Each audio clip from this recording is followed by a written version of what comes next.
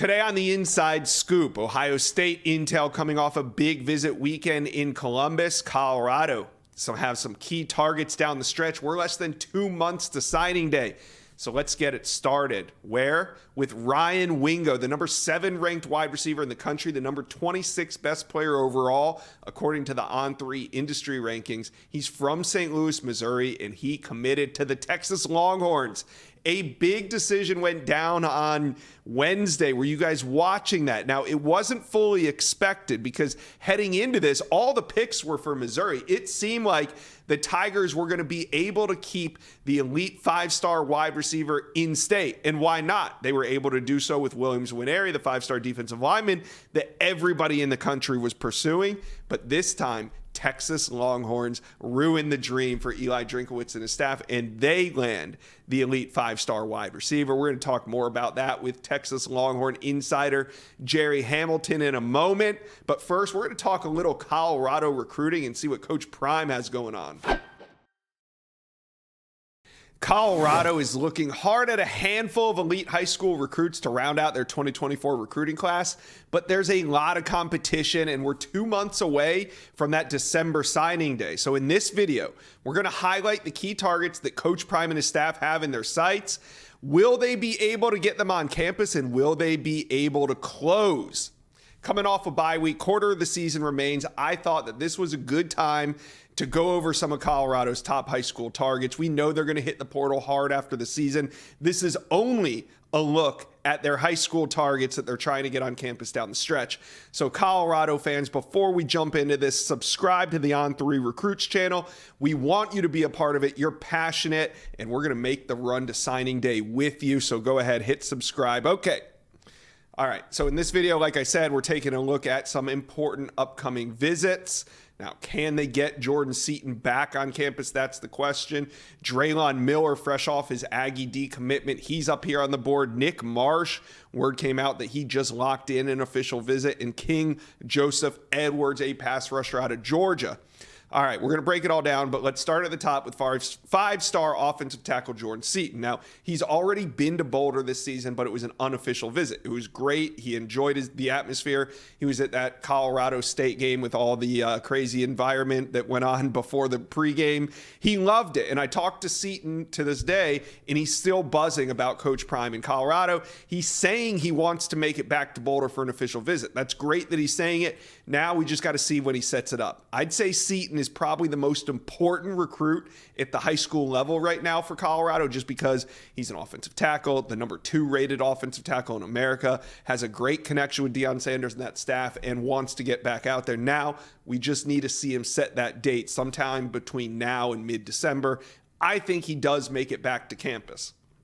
All right, next name on the list is Draylon Miller, the number 79 overall prospect out of the state of Texas.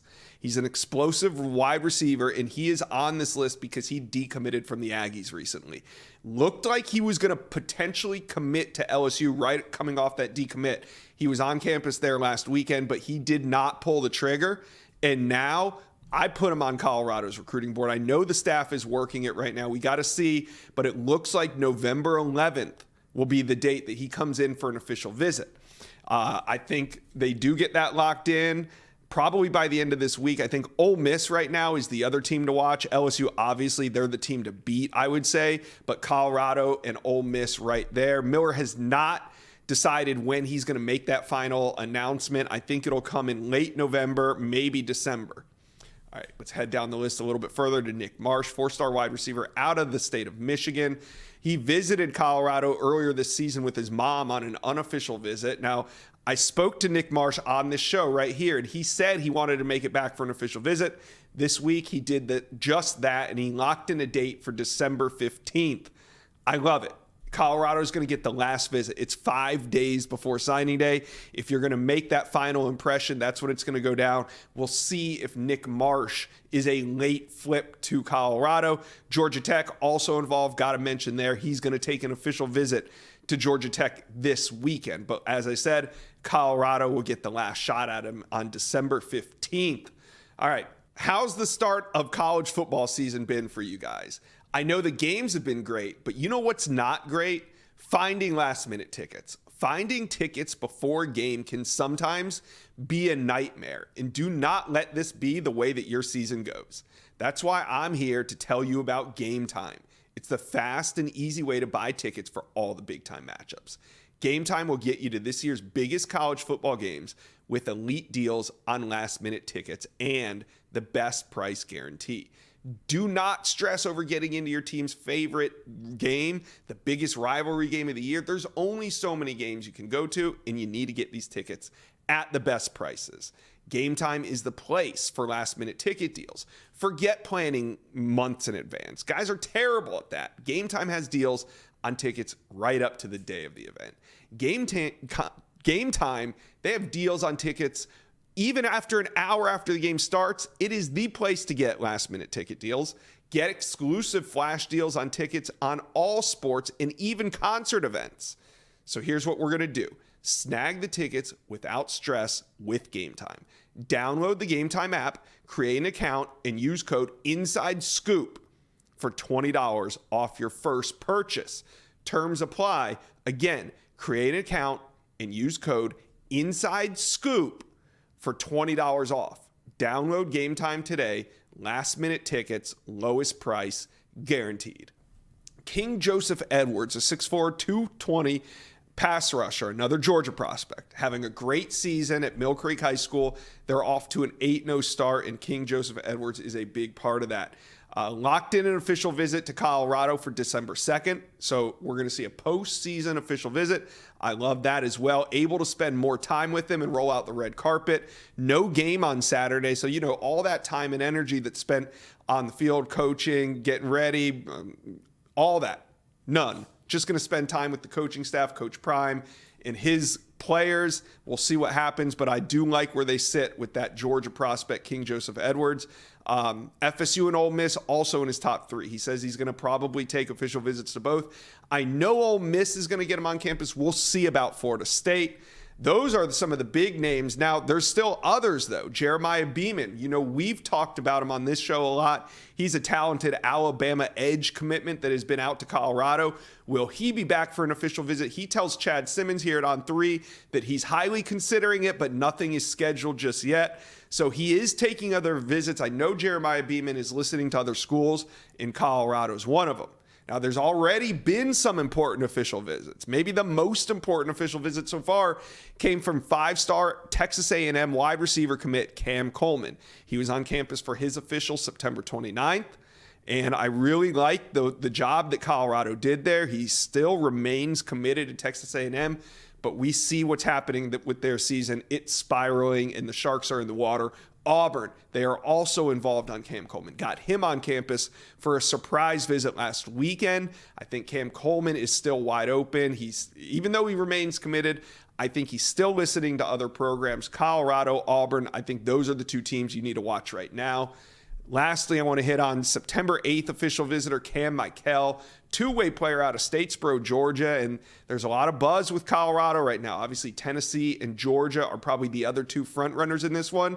But Cam Michael's teammate, Amontre Bradford, already committed to Colorado. They were both together on that September 8th official visit. Amontre committed. Will Cam Michael be next to commit? Remember, he's from Statesboro, Georgia, and a big-time 2-way player. If anybody's going to fill those shoes of Travis Hunter, why not Cam Michael? They're both out of the state of Georgia. We'll see what happens there.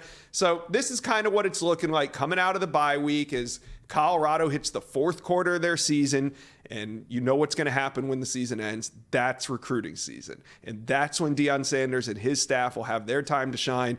But today, we took a look at a few of the big key targets. Let me know in the comment section below who you think Colorado is going to land, and if there's somebody that I didn't have on this list, who do you think the Buffaloes need to get on campus? We'll be back on the Inside Scoop talking more Colorado Buffaloes later next week. For an entire week, Texas Longhorn fans were resigned to the fact that Ryan Wingo was headed to Mizzou. The 5-star wide receiver from St. Louis, Missouri was staying home. All you can do, you just got to tip your cap and keep recruiting. But that's not what happened. Even the great Gerry Hamilton had a recruiting prediction machine pick in for the Tigers. But this is one case where Texas fans are happy that Gerry Hamilton was wrong. In this video, we're going to go behind the scenes to find out how Texas was able to flip the momentum last minute of this recruitment and land the elite wide receiver target. Also, can the Horns take advantage of a few struggling programs and flip their top commitments? We're going to find out in this video. Texas fans, hit that subscribe button. We need you to be a part of this. We want you to be a part of this. Hit subscribe to the On3 Recruits channel. Thank you. All right, let's bring on Gerry Hamilton from Inside Texas. And Gerry, Texas fans have never been so happy to see you wrong. What a roller coaster ride. How did Texas pull this one off? Yeah, I think it's interesting. It's a really different type of recruitment for me, Josh. I mean, when Ryan and his family went to the Texas-Wyoming game that September 17th, I thought it was all but done for Texas after that. I'd heard there was a silent commitment and this thing was headed Texas direction. Then a few weeks shortly after, it starts trending away. And to the point, I had a pick in for Texas. I switched to the Missouri. I mean, and it takes a lot for me to do that. So it was trending to Missouri. I mean, all the picks were going to Missouri in our industry. I think Ryan, the interesting thing about Ryan, guys, is, when this recruitment started, and I always talked about Texas with him, he liked Austin. He said the same things about Texas Arch Manning did. It's a big city. There's a lot of opportunity there. It's a good chance to have a life away from football in a big football environment. And I think when Ryan started this recruiting process, he had big eyes as far as football environments go. That's why he visited Michigan, Georgia, Tennessee, Texas, Notre Dame. I mean, he visited some of the biggest environments in college football, and you knew that's where his eyes were headed early in this process. But then Missouri has a good season. The receivers, Luther Burden, is probably the best player in college football, not talked about enough. The quarterback could be back next year, and Missouri gained a lot of momentum with that. And I think at the end of the day, I think Texas came through in a big way. I mean, I think that relationship with Sarkisian was key. I think a relationship with Arch Manning, the quarterback room at Texas in the future. And, of course, if Texas wasn't going to the SEC, this wouldn't be possible. Tailgate season is here, and Inside Scoop fans, I need to tell you about these Bird Dog shorts that I've been wearing. Bird Dogs, they were the big winner for me this summer, and I'm rolling right into the fall with them as well. I wear them to work. I wear them golfing. You guys know I brought them on vacation with me to Florida, so they are definitely my first pick for tailgating. Last weekend, I didn't pull up to Lot B with the boys in my old stiff khakis. Nope. I had my Bird Dogs on instead, and I'm glad I did because it's still hot out there. I know it just became October and it should be fall, but it is swampy out there. Not in my Bird Dogs, because Bird Dogs have a great cloud knit fabric that looks just like a nice pair of khakis, but way more flexible and way more comfortable. And most importantly, it keeps you cool and dry even for a noon kickoff. So here's what we're going to do. Go to birddogs.com/Josh or enter promo code Josh for a Bird Dog Tech hat with your order. Yeah, one of these. Fashionable, it fits, it's great. I love to wear it golfing. Anyway, you get one of those free with your order if you type in birddogs.com/Josh or promo code Josh for a Bird Dog Tech hat. You won't want to take your Bird Dogs off. We promise you. Xavier Filsaime, the number 2 ranked safety in the country. You were out to see him face-to-face this week. You spoke with him. He is committed to UF, but Texas just entered the picture about 2 or 3 weeks ago. So, Gerry, what do you think? Does he make it to campus before signing day? And what's your read here on his recruitment? Yeah, I think he will make it to campus before signing day. Texas is trying to get him in this weekend for the BYU game. He says his father has something going on with work that could keep him from going down there, because I think it's a trip he wants to make with his father. Obviously, his mother lives in Orlando. His father lives in McKinney. My take on it is Florida remains in a really good spot. Florida's got good momentum in this recruiting class with the LJ McCray commitment. Xavier's tight with a lot of those guys. But look, he hasn't totally shut the door on the recruiting process. He's scheduled to be at USC November 4th. Oregon's trying to get him up in November. Texas safeties coach Blake Gideon will be at his game November 3rd.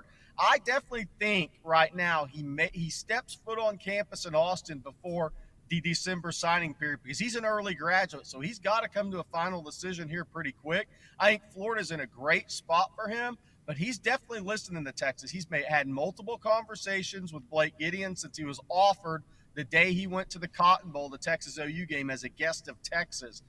He has interest in Texas. I think the ability to play early at a Texas or Florida is meaningful in his recruitment.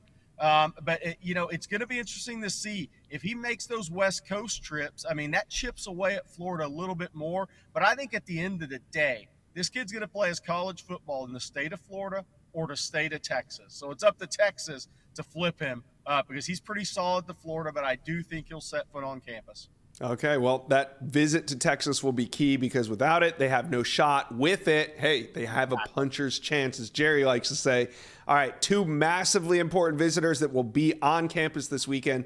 We're talking about 2025 QB commitment KJ Lacey, and he is going to bring his teammate, five-star wide receiver Ryan Williams, with him. How much of a priority is Williams to the Texas staff, especially with the rumors that he could be reclassifying to 2024? I think he's a huge target for Texas. I really do. I mean, he's a guy he's just different, Josh. I mean, I've seen him twice now. Mm-hmm. He is so electric with the ball in his hands. There just aren't many guys like him in this country playing high school football. Yeah. The interesting thing with Ryan is it's such an interesting recruitment because his dad played at Auburn, obviously. I met his dad when he was a freshman. I was at the regional track meet at South Alabama. And I ran into his dad, and he said, "Have you seen my son?" And I was like, "No." And he's like, "He's a freshman," and he said he's going to run 10.7. And I was like, "Wow, okay." And then he did, and I was like, "Okay, this is crazy. This kid's really talented." But he's committed to Alabama. He's got intense pressure to stay in the home state. But he's been to Auburn twice this year. He's been to Georgia as well. Yeah. And it was always a possibility that when KJ Lacey made his in-season unofficial visit to Texas, which is this weekend for the BYU game, Ryan Williams may make that trip with him. We'll see if he actually makes that trip with him. We think he is, but until he gets on that plane, you have to still keep it as a maybe. But KJ Lacey, I don't think this will be the only Texas game he comes to or his only visit before December. I'll say that. But Ryan Williams is a big, big target for Texas. Yeah, and it's good to see that he is a priority. And the reason I ask is because if he does reclassify, I mean, we're talking about less than 2 months until the 2024 signing day. So he becomes his recruitment comes at you real fast if he reclassifies. All right, let's talk about some struggling programs. Clemson, they are one of them. So, Gerry, I got to ask you, is Texas making a second run at four-star DB Corian Gibson from Lancaster High School? It's interesting you asked that. I was at Lancaster High School Monday afternoon for practice. By the way, I have a 2025 receiver, Emmanuel Choice. We will be talking about on this show in the future. Name the know. But, man, name the know. Corian Gibson, I think he's locked in with Clemson. The Wow. information I got on that visit Monday was that he's still committed for all the same reasons. Nothing's changed. So while Clemson is struggling a bit on the field, or a lot, depending on what Clemson fans think, Corian Gibson appears to be locked in for the reasons he committed in the first place. Nothing's changed. And he had a season-ending knee injury. And the loyalty is big with him. Yeah. He's a loyal guy, and Dabo and that staff have been loyal to him. They've never wavered after his season-ending knee injury. Some of the other schools, not Texas, but some of the other schools that were still trying to recruit him backed off after that knee injury. Clemson has never wavered on him. Texas is going to keep trying to make a run, but as of right now, I would say no, not a good shot for Texas. I think he sticks with Clemson. All right. Well, there's still more games to get played in Texas. They are very aggressive on the recruiting trail, especially down the stretch. What about a guy like five-star defensive lineman Dominick McKinley, position in need? Texas A&M is struggling. They're a program that's taken on water, and I don't know if they got enough buckets to bail it all out. Imagine him lined up on the inside next to Colin Simmons. Gerry, can Texas fans dream? Oh, you can always dream. I would say this. Steve Sarkisian, Bo Davis have been lightly in communication with Dominick McKinley since he committed.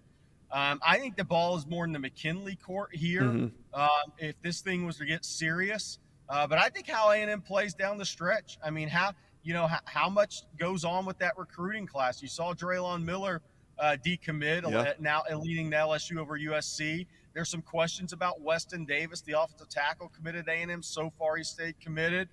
Ty Anthony Smith, the linebacker from Jasper, so far he stayed committed. He was scheduled to visit Texas officially September 30th. Ty Anthony Smith didn't make the trip, so he's staying in contact with Texas. So it's going to be interesting to see if that class starts to kind of unravel.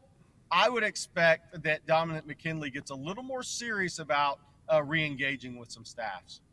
Well, we're seeing the cracks already with, like you said, Draylon Miller, a top 100 wide receiver, reopened his recruitment just recently. So we'll keep an eye on that because I'm sure Texas fans would love to see a 5-star interior defensive lineman like Dominick McKinley added to their commit list at the very end. We'll just have to wait and see how it all plays out. We'll have you back on soon, Gerry. Thank you today, though, for stopping by the Inside Scoop. Ohio State currently has the number 2 ranked recruiting class in America, but the Buckeyes aren't finished. In this video, we're going to break down who are a few of the most important remaining targets.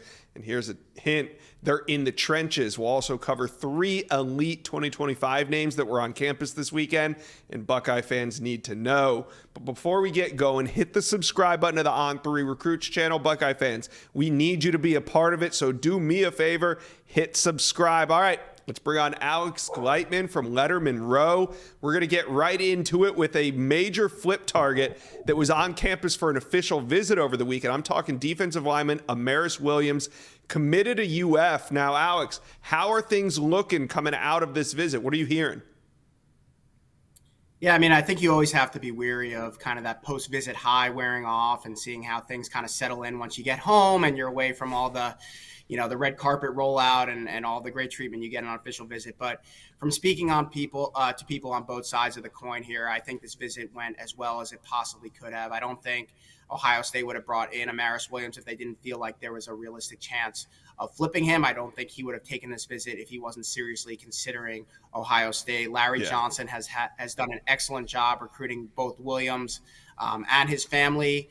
They built that relationship over the last month or so. Brought him up for this visit. It was somewhat of a two-way interview. Obviously, Williams seeing if Ohio State is a better fit for him versus Florida, having just gotten the offer, but also Ohio State seeing how Williams fits in to that defensive line room, the culture overall within the program and what they're trying to build in Columbus. And all signs indicate, as I wrote in my Gleitman's Good Inside Scoop column from the weekend, that this was just a really good visit. I think the vibe coming off the visit is that things are trending toward Williams flipping from Florida to Ohio State. Obviously, nothing is done yet. There was no silent commitment or anything along those lines. Right. But I think the sentiment coming out of the Woody Hayes Athletic Center is that things are trending in a positive direction to sign Williams come December. I do know that outside of all the typical things of just comfort relationships, Larry Johnson, the position coach, on all sides of things and the fit in the scheme, that NIL certainly will be something that is going to be important in this decision. I think Ohio State feels that they have a competitive package plan for him once he gets to campus, and I'm sure Florida does as well. So we'll see how much that factors in, but I'm told that will be something to watch. But again, just summarizing, sentiment is positive toward Ohio State flipping Williams. All right. Well, it sounds like the groundwork has been laid. Obviously, he did not flip. Now we're just going to have to kind of wait and see what shakes out between now and signing day. But that is one for Buckeye fans to keep an eye on. Now, let's hit on some top 2025 targets that were on campus already. Some of these names at the top of the board are starting to come off. So mainly we're talking about quarterback Devin Sanchez. He's a 5-star, the number 7 overall player in the entire country. He was on campus along with wide receiver Jamie French, who's committed to Alabama, the number 11 player in the country. And then another wide receiver in the top 100, Nashawn Montgomery out of South Florida, number 88 overall. So, Alex, let's start right there at the top. Devin Sanchez makes a big visit to Ohio State. He's from Texas. And now coming out, he is trending on the recruiting prediction machine to the Buckeyes. What are you hearing, and could this one end soon? How's the start of college football season been for you guys? I know the games have been great, but you know what's not great? Finding last-minute tickets. Finding tickets before a game can sometimes be a nightmare, and do not let this be the way that your season goes. That's why I'm here to tell you about Game Time. It's the fast and easy way to buy tickets for all the big-time matchups. Game Time will get you to this year's biggest college football games with elite deals on last-minute tickets and the best price guarantee. Do not stress over getting into your team's favorite game, the biggest rivalry game of the year. There's only so many games you can go to, and you need to get these tickets at the best prices. Game Time is the place for last-minute ticket deals. Forget planning months in advance. Guys are terrible at that. Game Time has deals on tickets right up to the day of the event. Game Time, they have deals on tickets even after an hour after the game starts. It is the place to get last-minute ticket deals. Get exclusive flash deals on tickets on all sports and even concert events. So here's what we're going to do. Snag the tickets without stress with Game Time. Download the Game Time app, create an account, and use code INSIDESCOOP for $20 off your first purchase. Terms apply. Again, create an account and use code INSIDESCOOP for $20 off. Download Game Time today. Last minute tickets, lowest price, guaranteed. Yeah, I think, will it end soon? I think that's an interesting question to kind of continue to ponder. I think it will probably end sooner than maybe we thought going into the weekend, but I feel pretty good about Ohio State. I joined my colleague Matt Parker and Sam Spiegelman in putting in a recruiting prediction machine pick for Sanchez to Ohio State. I thought that they were in a good spot, that they had the edge over Alabama and Texas A&M heading into this weekend. But I think, coming with his parents and just getting to see that game and seeing how good the defense balled out, his relationship with Tim Walton, I think it, at the end of the day, it comes down to other than NIL in today's world, it comes down to comfort and relationships. And I think Ohio State has just done such a great job in those categories. Tim Walton, Perry Eliano, Ryan Day have just done such a good job with Devin Sanchez and his family. I believe this was at least the third visit of his on his own dime. And he's pretty business-like approach with this recruitment, he and his family. And I think that after this weekend, I feel pretty good that they feel Ohio State is the place for him. And I think in their minds, it's kind of like, why drag it out if that's how we feel? Again, after coming off that visit high, getting home, digesting everything, talking about it. So I'm not saying anything is imminent, but I wouldn't be surprised if Devin Sanchez joins this class in the relative near future. That would be another huge pickup. Buckeyes do pretty well in the state of Texas, especially when it comes to DB. So Devin Sanchez kind of fits that mold. All right, now there's two wide receivers I want to talk about. Jamie French, he's committed to Alabama. Then you got Nashawn Montgomery, both from the state of Florida. Does Brian Hartline does he have like a priority target here? Or are they both just everybody's welcome into this class if they want to come in? Yeah, I think it's something that's been a topic of discussion on our board, 2025 wide receiver recruiting. Obviously, Brian Hartline, just the class and year after year. It's going to be a good class. It's just who makes up that class. And they have Javen Boggs in the class. He's one. I think they're going to be willing to add up to 3 more wide receivers for 4 total in this class of 2025. And who gets those spots? That's a great question. We're still trying to sort through that ourselves, but I think Jamie French is absolutely a guy that they would take in this class any day of the week. Sentiments definitely that is a possibility after this weekend. It's not nowhere close to a done deal. No one's saying he's moving off Alabama, anything along those lines. But Ohio State was up there when he made his original decision. Getting him back on campus was big. And I can tell you without question that the door is open for that possibility. Nashawn Montgomery, I think Ohio State lead. I mean, he told me straight up Ohio State leads right now, but he's got Penn State, Florida State, Colorado visits to make the rest of this fall, and then he'd like to make a decision maybe in January. So we might, Ohio State might have to make a decision sooner versus later. I find it hard to believe that Ohio State would maybe say no to either of those guys, but at some point, they're in for a bunch of different guys in that class. They're going to have to say no to someone just like they have the last few years. So I need to dig into that a little bit more, but there's going to be someone for sure that wants in that's on the outside looking in to some extent. Yeah, and Brian Hartline kind of sets the pace at wide receiver recruiting each year. Everybody wants to wait around and see who is Brian Hartline zeroing in on. So even though, hey, he's the number 88 player overall, you don't ever know, like, is this a Brian Hartline guy or do we just have him really highly ranked? So it's going to be a talented class. And like you said, Ohio State has room for 3 more, maybe taking a total of 4 in this class. So we'll see how it shakes out, but those are definitely names that Ohio State fans need to know. Now, those are for 2025. Moving back to 2024, maybe the most important target still left on the board is Jordan Seaton. He's our number 2 ranked offensive tackle in the country, 5-star out of IMG Academy, originally from the Maryland area. But I talked to Jordan Seaton, and I know that there's Ohio State interest on his end. You just don't hear about it a lot because he hasn't taken a visit yet. How much of a priority is Jordan Seaton on Ohio State's end, and when do you expect him on campus? Yeah, I'd say he is the number 1 priority for the Ohio State. Offensive line recruiting has really been something that's been, I'd say, the weak point for Ohio State. If they don't win a national championship this year or the Big Ten, it's because, in my opinion, the offensive line talent just isn't good enough. And Greg Studrawa was, I think, a plus positive, above average, good to good offensive line coach for Ohio State, but I would say he was a subpar, below average recruiter. And I think what you're seeing in their offensive line room right now is a credit to that. They did lose 3 guys to the NFL, at least one of them in Luke Whippler that they maybe didn't expect to lose early. But they lost 3 guys early to the NFL. That certainly didn't help, but the recruiting just hasn't been good enough. And Justin Fry has been trying to pick up the pieces. This is really his first full cycle as the Ohio State offensive line coach. And I think they have a good base in the Armstrong twins and Ian Moore. But what they're really missing is kind of that cornerstone, 5-star stud offensive lineman, a guy who can play tackle, which I think they feel Jordan Seaton can do for them. And so he's the number 1 priority.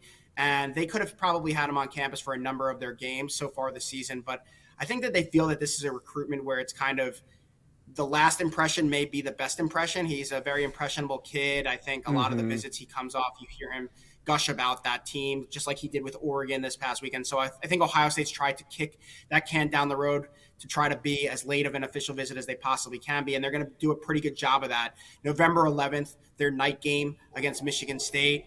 That's the game that he's supposed to take his official visit. It'll be another big, probably their last and next big recruiting weekend, given especially that it's a night game. A lot of teams are out of the playoffs already, potentially. So it's easy to get to for a lot of the national guys like Jordan Seaton. So that's going to be a huge opportunity for Ryan Day, for Justin Fry. They feel like they're right in the thick of things, and that's a guy that they have to bring home if they want to improve the talent on that offensive line room. Yeah, I agree with that take. I think right now Ohio State would probably be my sleeper pick for Jordan Seaton, just because you hear a lot about the teams that he visits because of what you said. He is impressionable. He is emotional in a good way coming out of these visits. He takes it all in and it makes an impact on him. But I do know Ohio State is kind of slow playing this thing, knowing what I just said. They're trying to get him on campus late to make that final impression. But people don't really talk about him right now, and I think that Ohio State should be mentioned as one of those top contenders for Seaton. All right, to wrap it up, I want to know, regardless of class, who do you think could be the next recruit to commit to Ohio State? Yeah, I think it could be a race between 2 2025 linebackers. I'm going to go with Eli Lee out of Akron Archbishop Hoban in Ohio. Grew up a Buckeye fan, got his offer at the beginning of the month, just visited for the Penn State game. I think at first he wanted to maybe wait a little bit, go through the process, but I think he's quickly realizing, why wait? Ohio State's the place I want to be. But the sleeper, another guy who visited this weekend, it was his first visit. I thought Ohio State maybe had the lead just from a relationship standpoint coming into the weekend, was Elijah Melendez out of Florida. I think without question, Ohio State is the leader coming off the visit this past weekend. I think, again, does the visit high wear off and he says, okay, we're going to actually slow things down, we're going to go through the process here, or does he decide to just go ahead and pull the trigger, which I think is a real possibility. So one of those two guys, I'll go with Eli Lee, but either way, those are 2 linebackers that Ohio State's going to take in a 3 or maybe even 4 linebacker class in 2025. All right, great stuff coming off a big visit weekend in Columbus. Alex Gleitman, thank you for dropping by today on the Inside Scoop. Thank you for watching. If you enjoyed that content, be sure to subscribe to the On3 Recruits channel. We have a new page dedicated only to recruiting. Go ahead and hit that subscribe button right now.